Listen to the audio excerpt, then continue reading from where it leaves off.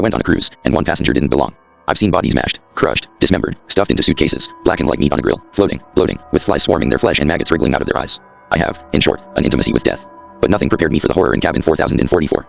I stared at my own smoldering corpse, into the blackened sockets of my melted eyes, and ice raked my spine and splintered my bones, shivering all the way down to my frozen fingertips. You knew this day would come, whispered a voice in my head. And then, as my nose wrinkled, ugh, I smell like bacon. Giggles. Oh dear. Not beneficial. Couldn't I try to approach my death with some dignity? No. Well, fine. Ignoring my own bubbling hysteria, I held my napkin over my nostrils and leaned in. Cross-legged in a lotus position, hands cradled and thumbs touching, crispy me, hee, held the pose of a meditating monk. From the liquor bottles scattered around the burnt wreckage as well as the pose, I'd started the fire myself. But what induced such madden? Glowing white light suddenly emanated from the blackened sockets. I gasped, tumbling backwards over the coffee table. When I sat up, the light was gone. It did not reappear during the half hour I charged my phone, keeping one leery eye on my corpse while I used the ship's spotty Wi-Fi for research. A mysterious contagion. According to Google, the worst cruise disaster in modern times involved the partial capsizing of a vessel after a captain's error led to a rock tearing open the hull. Of the 4,000 passengers, 34 drowned. Another ship infamously dubbed the Poop Cruise had its engines catch fire, and passengers were stranded for nearly a week on board without electricity or toilet facilities. But the Sea Star was not destined for any ocean or weather-related incident, but rather, a contagion. And while coronavirus and norovirus have both afflicted cruise ships in recent years, no virus, not even rabies, could explain the self-mutilation. To say nothing of the virulence. A mortality rate of 100%. That was unheard of in nature. There should be some survivors, if only by happenstance. Or is it because? A terrible chill spread up the flesh of my arms, and a thought lodged like an ice pick in my skull. What if the doom of the Azure Sea Star isn't happenstance but deliberate? Are there no survivors because someone doesn't want there to be? Numb at the implication, I set down my phone. But how? Why? 1,000 passengers and crew. If there was someone planning such a disaster, how would I identify them? And why would anyone commit such an atrocity? My gut tightened, and I got up and ventured out to the upper decks. Deck 9. Cold. Cold. Cold. The chill in my bones deepened with each hand I brushed. Passengers glared as I fumbled around, dismissing me as either blind or mentally feeble. The blindness was somewhat accurate. I couldn't see under the electric lighting in the swanky interior, since my eyes were seeing 6 days in the future, when the Sea Star would be plunged into blackout. I depended on my phone's feeble flashlight as I navigated the sea of guests around the bar and lounge areas. But no matter how many arms and hands I bumbled into cold, with no accidental survivors, I was becoming more and more convinced the Sea Star's doom must be deliberate, but I was still very much in the dark literally and figuratively about why. The most useful discovery of the evening came after my collision with a heavy-set older man whose drink I spilled. Noticing me sweeping around my phone's pitiful beam and assuming I'd lost something, he offered to lend me a more powerful flashlight from his cabin. It's one of those high-powered ones if you want it. He smiled, and I stared, every hair on my neck standing on end. Something on my face. His smile turned into a confused frown under my phone's light. And no. Yes, a flashlight would be very helpful, thank you. This way. Name's John, by the way. His grin returned. Oh God, I'd recognized him. Glass-chewing man. He had a name now. I am ashamed to admit that I tried not to speak to him too much on the way to his cabin, despite his doing me a kindness. It's so much harder to face death with names and histories attached. I remained standing outside his cabin door, looking incredibly guilty as he emerged and set into my hand the flashlight. When I turned it on, it sent a floodlight straight down the corridor one end to the other. In addition to this useful tool, the encounter brought a critical insight. His clothes. Glass-chewing involved a different outfit. So, the catastrophe would not strike tonight. Pool deck. After brushing roughly a billion cold hands, as the overnight crowd began thinning, I took myself out to a lounger, being unwilling to overnight in my cabin wreathed in the fumes of my own char-grilled corpse. Voices woke me in the dead of night. The moon and stars offered the only illumination over the pitch sea, and I shambled groggily to the rail. It struck me that the wind had died. The Sea Star was stationary. Out on the pale peaks of waves, a rescue craft bobbed up and down. Looks like some idiot went overboard, complained a voice behind me. A cluster of passengers had gathered.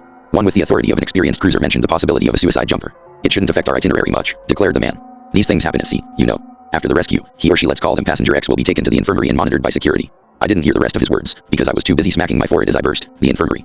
Good fucking gracious, was my brain already barbecue? I suspected a contagion, yet hadn't thought to search the infirmary. Snatching up my flashlight, I headed downstairs, but the lower decks were cordoned off.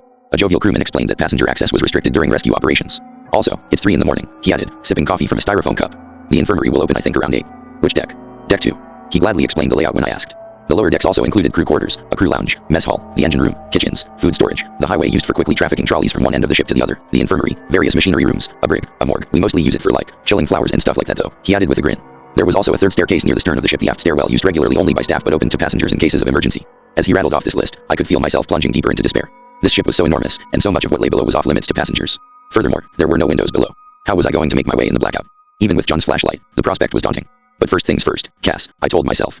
The infirmary. Infirmary. At 8 a.m. sharp I stepped into the infirmary.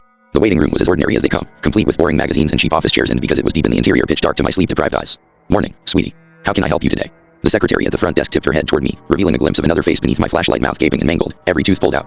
Blissfully unaware that she was sharing her chair with her own corpse, the secretary smiled and gave me a clipboard of paperwork for check-in. While I filled out the forms by flashlight, footsteps shuffled near the desk, and the secretary struck up a conversation with someone I assumed was a nurse. My ears pricked when they gossiped about last night. Did you hear about the rescue? When they pulled him out of the water, he wasn't breathing. I pretended to be engrossed in the forms. As soon as they revived him, he started screaming and screaming. Oh my god, seriously? Yeah, and he was like, super aggressive. They had to sedate him. Oh my god. It's really weird. They're saying he might have come from another ship, and it might have been, like, days, that he was out on the water. So this Passenger X who was pulled in last night had just been drifting out on the ocean. He wasn't a jumper. And he was screaming and screaming, like, perhaps, someone maddened. I was about to abandon my forms and search for this Passenger X when the secretary all but gave me a heart attack by materializing in front of me out of the dark. She took the paperwork and informed me the nurse was ready. I was directed to a small examination room 1 of 3, I noted as I swept my beam around the infirmary. Examining tables, chairs, computers. No sign of any screaming passenger. Where would they have brought him? The nurse, a young woman in a hijab, asked me the typical questions, typing my responses into a computer with a cracked, dead screen. Is he all right? The man who was rescued? I asked. Was he drifting along? She responded pertly, we're still trying to ascertain. But don't worry, he's being helped up. Her brow scrunched as she shone a light into each of my eyes. Of course. I forgot to warn her. That's so strange, she murmured. Are you wearing contact lenses? No. My eyes are very black. Even under a flashlight they don't reflect any light. They've been that way since I was 4 years old.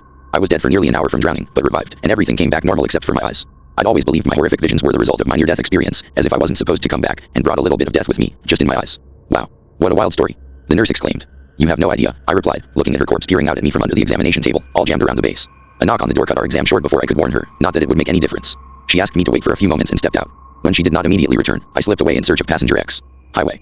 The moment I stepped out of the infirmary and away from the nearby elevator lounge, it became evident I'd left the passenger areas. All veneer of luxury was stripped away, leaving bare walls interrupted only by occasional stacks of boxes. The flashlight's wide beam swept along the massive corridor that I was guessing was the highway. My footsteps resounded on concrete. Nothing but sterile, windowless white, or at least it had been white, once. I tried not to look too closely at the crimson streaking the walls or the corpses I stepped over. The origin of the contagion was definitely down here. Even through the napkin held over my nose, I could taste death here. Hello. What was this? In one section of the corridor, the walls and floor had rippled. Almost as if a shockwave had left indentations, bending and shattering the concrete. But what could have done that? The lights flickered. I froze. It wasn't my flashlight's beam. That remained steady. The overhead lights flickered, casting the hall in blinking flashes of crimson streaks and white walls. Then the lights came on. All the bodies vanished. Oh, I said, blinking against the sudden brightness. Oh, the smell was gone, too. No scent of death. Though there was something else. A strangely metallic, tangy smell. Like lightning and copper. I shut off my flashlight, turning a slow circle as I gawked at the stark white walls, the flat gray floor, the dazzling fluorescent lighting so bright it almost blinded me. It struck me that I was seeing the ship right now. Not 6 days in the future, but now, before the blackout, before the outbreak. The same whitewashed hallway as all the other passengers saw. Why? What had happened to my vision? Had I lost my special sight? Or, someone was standing in the corridor. I froze. The hairs on my neck prickled, and a knot of dread twisted my gut. The man stood halfway down the highway, slouched and bedraggled. His clothes were crushed and faded, hanging off him like from hangers of bone. His limp hair draped in messy curls around his unshaven face. And his eyes, those eyes. The same eyes I'd seen looking at me from the deep end of a public swimming pool when I was just a child. The same eyes I'd seen staring emptily from John's glass-chewing corpse, and from the mangled nurse under the table. All the dead have the exact same look in their eyes. One glance at those pale blue orbs. This man was dead. I was certain of it. Yet he was standing. You, I said. You, are you the passenger who? The dead man's lips spread, baring teeth in what might have been a sick imitation of a grin, or a grimace. Hey. I jumped as a voice called out behind me. An officer in a security uniform strode out from an unmarked door, eyes on the dead man. The security officer said, "Ma'am, stay back." His gaze never left the dead man. "Sir, if you could please come with me." "No," I cried. "Don't."